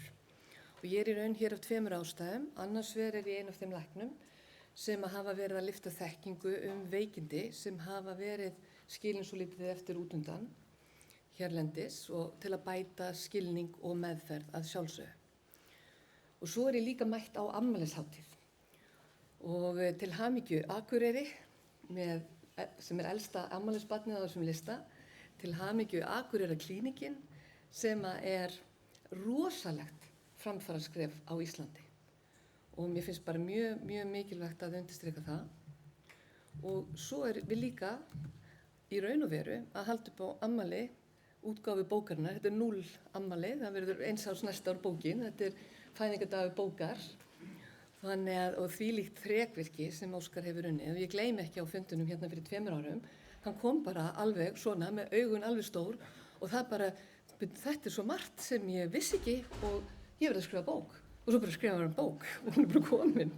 Þannig að til hamingju Akureyringar með að vera komin með bókina, þá sem hafa fengið Akureyrarveikina, þá sem eru með einstaklinga í fjölskyldunum sem hafa veikst og við öll Íslendingar. Þetta er alveg ótrúlega merkilegt og ég er að bíða eftir þýðingunni á ensku. Takk fyrir, bara næsta verkefni. Engar kröfur hér. En þarna, það er náttúrulega þannig að þetta snýst fólkið sem fékk veikina og fjölskyldur þennar í raun og veru. En eins og með margar góðar sögur og þá ætla ég rétt að byrja á byrjunina vegna þess að þetta er náttúrulega ráðgáta hvað var á ferðinni og fyrst héldu sumir vegna þess að þetta var eftir stríðið, það hefði verið einhver eiturefni eitthvað í vatninu, eftir herinn og alls konar. Fólk vissi ekki hvað var á ferðinni þegar þetta fór af stað. Og mig langar að byrja á að spyrja ykkur og ég ætla að bakka aðeins frá því ég var 10 ára. Vegna þess að ég ætla bara að nota tækifærið á meðan ég er hér í dag að þakka fyrir það að ég var send frá Bandaríkjunum 10 ára til að læra alvöru vandaða íslensku. Og þannig að það spilar inn í að ég geti staðið og talið við ykkur íslensku hér í dag.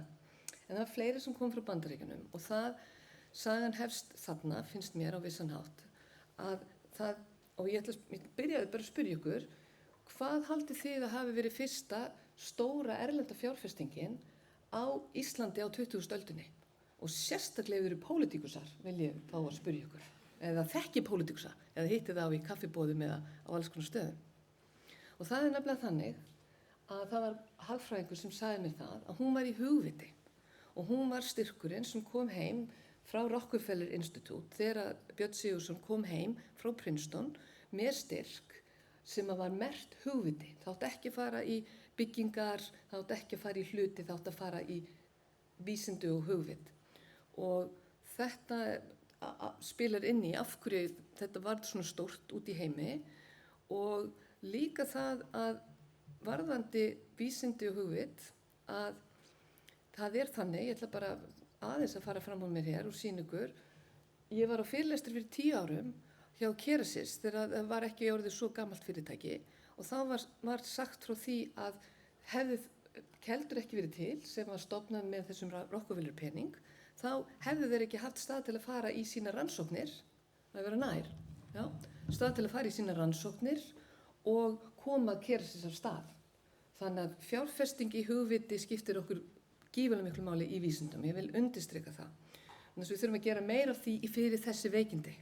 Og það er alveg mjög brýnt og hefur verið brýnt lengi. En það var þannig að Björn kom heim og hans fjölskylda með skipalest á Dettifossi í lok heimsstyrjaldarinnar og þau voru tæpar mánuð á leiðinni í staðinn fyrir tæpa viku vegna þess að út af þýskum kafbátunum og skipið var svo skotið niður í næstu ferð. En með þessum pening voru keldur stofnaðar þannig að þau hófu starfsemi í 1. janúar 1948 formlega og svo haustið þá koma þessi óræðu veikindi og í kjölfarið kemur þessi hópur og að rannsaka þessi veikindi. Og það er þannig, og ég ætla bara rétt að sýna þessa grein aftur og ég vil sýna þessa grein í Læknablaðinu vegna þess að mér hefur aldrei liðið eins og ég sé rokkstjarna nema þegar ég fer út á ME-þing, alþjóðleg ME-þing. Þess að fólk kemur bara, are you from Iceland? Og bara byrjar að snerta mann og svona alls konar og bara, vá, og ég bara, já, ég er frá Ísland og do you know Akureyri disease? Og ég með þess að segist hafa komist til Akureyrar og þá verð ég ennþá meiri hetja. Ég meina, þetta er rosalega stórt og líka vannýtt tækifæri fyrir okkur í vísindaheiminum að nýta okkur það. Og þess vegna heitir Akureyraklínikin vegna veikindana, vegna þess að hún er hér og hún heitir klínik, ekki göngudeild, vegna þess að þurfti að vera alþjóðlegt heiti þannig að fólk skildi hvað væri að vera. Og það eru gífurleg tækifæri og við komum að því síðar. En ástæðan fyrir við líka sýna þessa grein með í Læknablaðinu út af fólk segir alltaf, já, þetta birtist fyrsta sinn sem að tala ME í alþjóðlegu ritrýndu vísindatímariti, þá segi ég alltaf, já, Læknablaðið, auðvitað, sem að það birtist 1950. En fólk á hins vegar við The Lancet, sem er svolítið frægara en Læknablaðið, en það var 1956 þegar þau fóru aftur að fylgja eftir og það sem var svo merkilegt var þegar þau komu heim og stofnuðu keldur, þeir voru með allt, við vorum þá þessi þjóð með hávísindi og mjög mikið hægt að gera og þau fóru þetta teymi og þau eru búin að sjá myndirnar og skoðuðu fólkið og skráðu ofboðslega vel og þau hlustuðu á fólkið og þau trúðu því, þau hlustuðu á sögurnar og það er mjög mikilvægt að hlusta á fólk og heyra hvað það er að segja okkur.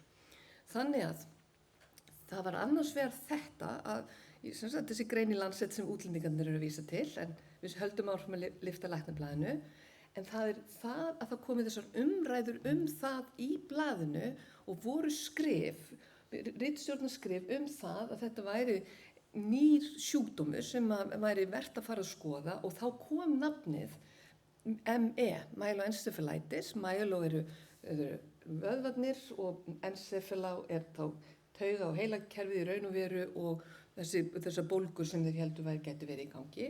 En það byrjaði með benign sem þýðir góðkynja, en benign er ekkert góðkynja þennan sjúkdóm, það hét benign út af því að fólk var ekki að látast.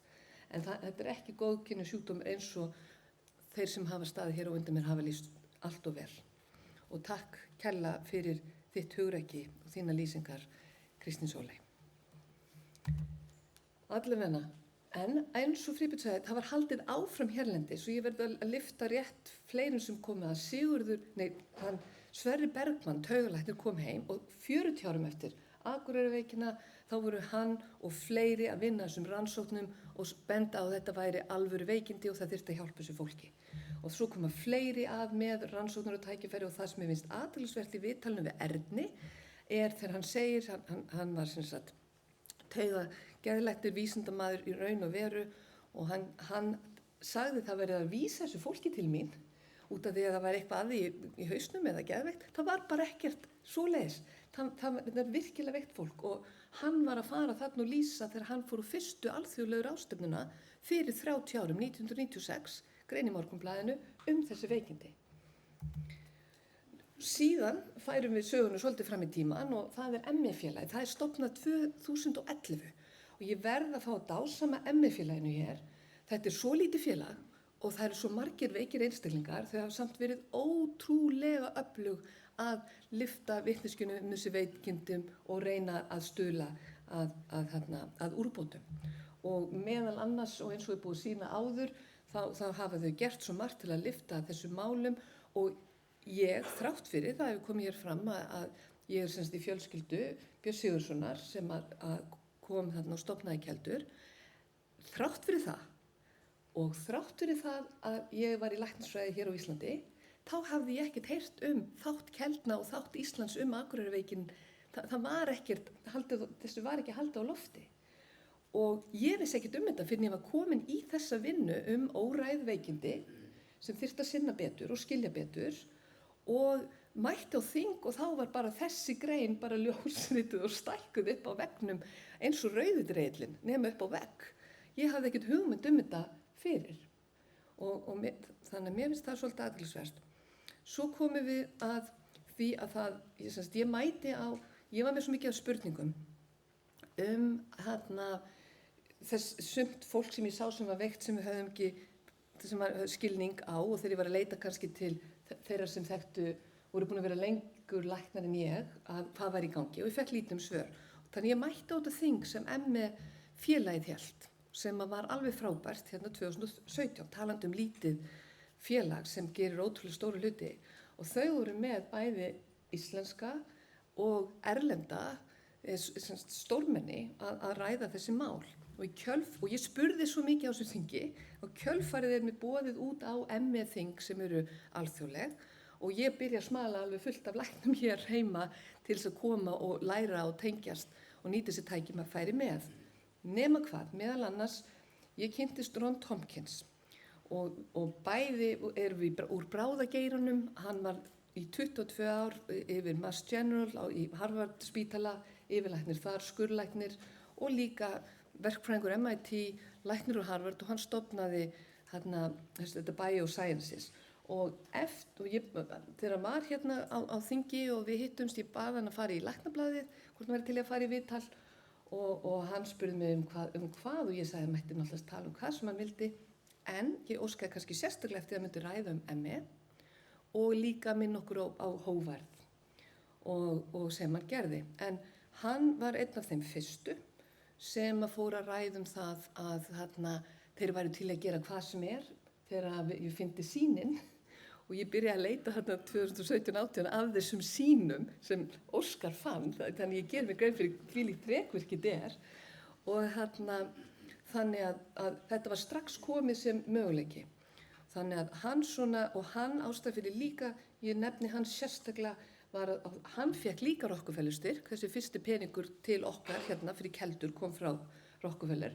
Hann fekk Rockefeller-styrk fyrir ME og hann var annar af 2 stofnendum Harvard Stanford Collaboration varðandi alvöru miklu stærri, miklu meiri samvinnu rannsóknir á ME og þetta var að gerast þarna 2017-18 allt saman. Þannig að þarna fer þetta af stað og svo bara með árunum hafa fleiri og fleiri bæði hérlendis og erlendir aðalega verið að bætast í svona hópana og ég verð að minnast á Ásgeir eftir við héldum á fyrsta málþingið á læknadögum að þá var mér bent á hann og ég fór bara í vikun og eftir og hitt hann og fekk að heyra hans sögum Akureyrarveikin og stundum hefum þótt erfitt að halda áfram í þessari baráttu, stundum að vera í þessari vinnu svona bak við tjöldið en að reyna að ýta við málum áfram er eins og að smala köttum í vatni. Þannig að Ásgeir hefur líka virkilega bæði blásið mér byr í brjósti og bara verið mikil innblástur og það þannig líka þegar virkni aðlögun, mér finnst það mjög gott orð en hann notar orðin skref fyrir skref og ég fann að nota svolítið hans orðfæri með það svo margt við gerum þetta skref fyrir skref. Þannig að þetta er mikil vegferð en alltaf Akureyri dálítið miðpunkturinn í þessu og það þannig að við erum búin að sjá það sem gerðist svo var þarna þegar ég hafði hitt Ásgeir og við héldum fyrsta þingið ME í janúar 2020 þannig að það var svolítið heppilegt að byrja að vera tilbúin fyrir faraldur enda verið búin að skrifa þeim sem að voru að sjá COVID með móttökuna í mars 2020 og það þurfti fara líka að búa til göngudeild jafnóðum fyrir afleiðingarnar vegna þess að eins og Friðbjörn myndist á í Toronto 2013 þegar þeir tóku saman sínar rannsóknir þá var 28% ekki komin aftur til vinnu, sumir að engu leyti og sumir að hluta. það var 28% eftirstöðar, þannig að við þyrftum að vera viðbúin. Allavega, Akureyringar eru náttúrulega ótrúleg og það ég verða að fagna ykkar frábæru vinnu að hafa komið þessu af stað og að vera hér í dag og svo bara kemur Óskar einmitt og segist það þarf að skrifa bók og hann bara skrifa bók og ekki bara bók, bara alveg bara stóra bók og mér finnst þetta alveg meiri háttar og þakka kærlega fyrir það. Þetta skiptir miklu máli að sögur þessa fólks þeim sé lyft og reynslu og við lærum af því. Og talandum að læra af því, þá erum við komin að sýnunum sem að ég, eins og ég segi, ég var byrjuð að leita fyrir COVID og ég frétti svo að aðrir hefur að leita þeim á undan og ég leitaði, hafði samband bæði við Keldur, náttúrulega við spítalan og alls konar fólk og að lokum svona var svolítið uppgjöf í mér þegar ég bara frétti að þeim bara hafði fyrir hent vegna þess að það var svona leka vandamál og alls konar örverefnasúpa og eitthvað þannig ég var búin að gefast upp og svo bara birtast þau hérna eins og galdra og þið sjáu hvað við erum hamingjusöm. Hérna er Ásgeir, annar Ásgeir Erlendur Ásgeirsson sem er aðstoðardeildarstjóri á þarna sýklu-og-veirufræðideild Háskólans og svo er Lena sem er Lena Rós Ásmundsdóttir, hún er forstöðumaður sýklu-og-veirufræði í Háskóla Íslands og sérfræðilæknir á Landspítalanum. Við erum eins og, ég meina þetta var náttúrulega bara ótrúlegt, þetta er gull, þetta er algjört gull, en það þarf náttúrulega að muna það að bak við hverju einasta síðunni er einstaklingur og víst það var verið að taka sýni eru veikir einstaklingar og við erum með sýnin, við erum ekki með nöfnin en við erum að fara í púsluspil næsta verkefni við Óskar vegna þess að það eru samt, við höfum einhverja örlitlar upplýsingar þannig við erum að reyna að púsla betur nákvæmlega hvað er að koma hvaðan og þegar við höfum það og svo skal ég sýna ykkur væntanlega samstarfsmöguleika þá getum við farið að sækjum hjá vísindasiðanefnd og vinna málum frekar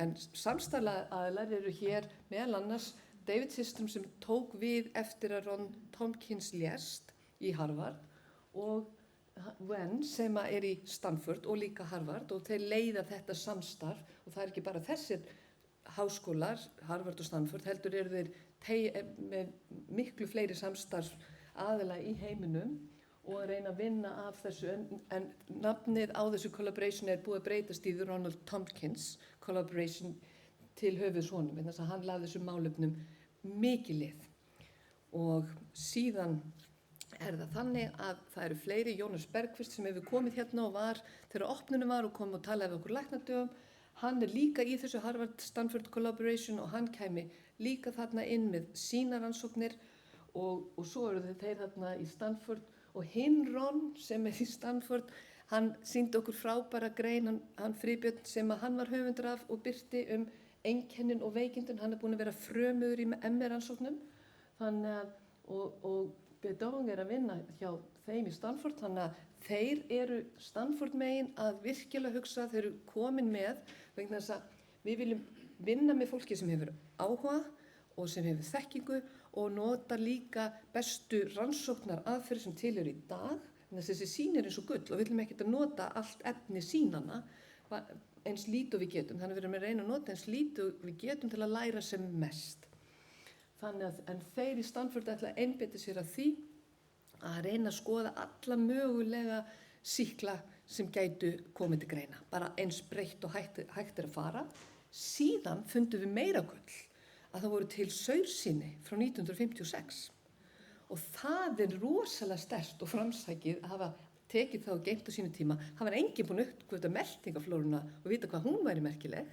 En þannig að það eru líka til saursýni og þá erum við að tala við Quadram, það sem að professor Simon Carding sem þeir eru rosalega stórir í saurrannsóknum í heiminum og flóruna og erfðaefni og skoða hvað er þar. Þannig að það verið að reyna að skoða mjög víðtækt til að reyna að læra og ég valdi bara eina grein af mörgum þannig eru 3 af mögulegum samstarfsaðilum okkur komið saman, þeir geta alveg skrifa og þetta er bara grein birt núna í síðasta mánuði í einu virtasta svona prenti pinjas í þessum vísindatímaritum. Þeir geta alveg verið að birta saman og auðvitað virðum við rannsóknir eru til að læra af því út af við vitum ekki allt og maður er hógvær gagnvart því. Þannig að þetta eru tækifæri til að hjálpa okkur með þessi brot, með þessa hópa og við erum alltaf að tala um ME í stóra samhengi, Akureyrarveikin, sennilega einn undirhópur þar í þeim veikindum, long COVID, sennilega einn undirhópur þar í þeim veikindum og svo er ein af þessum 2 ástæðum fyrir því að ég kom að ME-veikindunum meðal annars er að annars fyrir 10 árum þá kynntist ég umhverfisveikindum þegar fólk veikist í rakaskemmdu húsnæði og ég sá það að sumir sem fóru ekki út úr húsnæðinu, þeir voru alveg klárlega með öll ME-kríterinu og jafnvel komin með þá greiningu. Og sumir með því að fara út úr húsnæðinu gátu lagast mjög mikið, sumir alveg en sumir ekki eins vel. Þannig að ég sá að þarna einhver tengsl, enda yfir Stanford rannsóknin sýnt, til dæmis faraldursfræðilegar rannsóknir, þær sýna flest allar að 2/3 af ME kemur í kjölfar veirusýkingar, en svo er 1/3 eftir og meðal annars inn í því sýndi nýleg Stanford rannsóknin að 20% geta verið þar vegna rakaskemmd og myglu. Þannig að þetta er svona, það er margt órætt og ýmsir veikir hérlendis sem við getum sinnt betur. Það er ein ástæðan og hin ástæðan var að ég var að vinna í íslenska erfðagreiningu og ég var að sjá fólk hinum megin við borðið sem að sumt sat á móti mér og sagði ég bara tók þátt í fullu lífinu en svo bara veiktist ég og einmitt ýmist af flensu eða í húsnæði og svo hef ég bara aldrei náð heilsu aftur. Og en læknarnir segja, það sé ekkert að mér, en búin að kannski fara til hjartalæknis í venjulegt áreynslupróf, búin að fara til lungnalæknis í lungnarannsóknir, en við vorum með miklu ítalegri rannsóknir í þá heilsurannsókn sem við vorum að framkvæma. Þannig maður var með meiri upplýsingur og maður sá, en þessi einstaklingur er ekki veikur og ef það er allt í leið með hjarta og allt í leið með lungun, þá eru efnaskiptin og hvatberarnir orkustöðunar í frumunum, þar sem við framleiðum orkuna til að gera allt sem við þurfum að gera, þá er það eitthvað bilað. Og það var þetta tvennt sem leiddi mig inn á þennan ME-vettvang að reyna að skilja og reyna að finna leiðir og tengja fólk til þess að við gætum unnið þetta betur saman og hjálpað fólki betur og unnið að frekari rannsóknum. Og með því þá ætla ég að þakka fyrir mig og ég er innblásin að vera hérna í dag. Innblásin af öllum hér og allt sem er búið að gera. Takk Akureyri.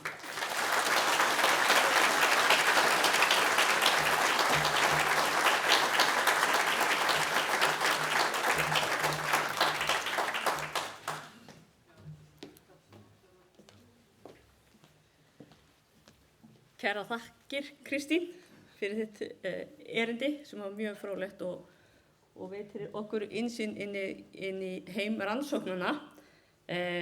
Þú sagðir í þínu erindi fjárfestum í hugviti, þar tekið svo sannarlega undir og rannsóknir er líka til þess að leita svörum við ansi mörgu spurningum og mér finnst eins og með þessi sýni sem að fundust, mér finnst þetta mjög merkilegt.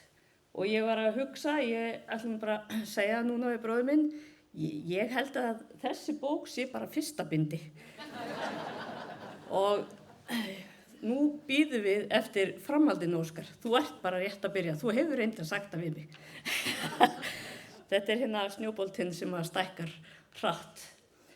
En Karl Frímannsson, þú ætlar að koma hérna aðeins upp í pontu, gjörðu svo vel.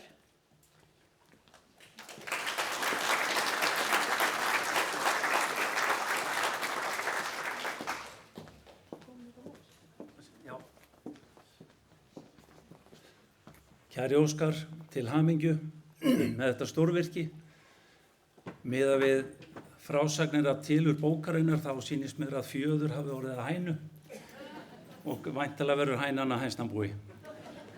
En sko þetta er fyrst skipt á ævinni sem að ég sé það með berum augum að rannsóknarblaðamennska hún leiðir til þess að maður verður faraldursfræðingur. Þannig að það er innbúið að þú komur að þessari rannsókn sem að Kristín var að nefna hér áðan.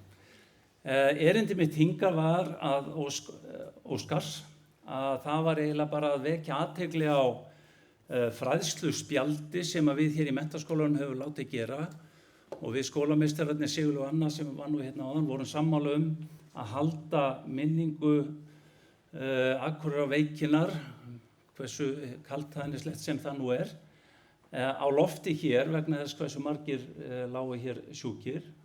Við létum gera þetta spjald og sjálfsögðu gerði Óskar það og það mun verða hengt upp á ganginum inn á gamla skóla beint fyrir neðan skólaspjaldi frá 1948 og þar kemur tengingin því miður ekki mynd af Ásgeiri því hann spjaldið gert skólaárið 47-8 en hann byrjar í skólanum hausti 48 og spjöld hafi verið gerð hér á 3-4 ára fresti í gegnum tíðina þannig að því miður þá ekki mynd af honum þar. En mér langaði nú bara að vekja athygli á þessu og á eftir ætla ég að opna hér upp á háaloft upp á Suðurvist fyrir ykkur sem að getið gengið upp stiga árið 1904 voru engar reglugerðir aðgengi og það eru brattir stigar upp en fyrir ykkur sem hafið áhuga þá getið þið farið upp og skoða þar vistarverur nemenda sem þá voru og það eitt herbergi þar sem að hefur verið bara látið kjurt, það bara eins og það var en hér voru nemendur á heimavist í gamla skóla til ársins 1970 og ég held meira að segja að Trausti Jónsson veðurfræðingur hafi verið hér með síðustu vistabú. En bara gjöru svo vel að ganga gamla skóla ef þið hafið hug á og enn og aftur Óskar til hamingju.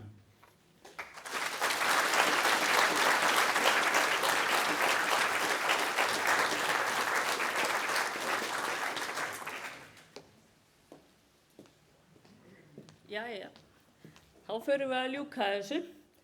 En ég vil vekja athygli á því að bókin sem sagt til sölu þarna og Óskar mun árita gripinn og við erum með húsið til 7 þannig að bara njótið þess að vera til og fá okkur kaffisopa og nýstektar kleinur sem að svíkja engan.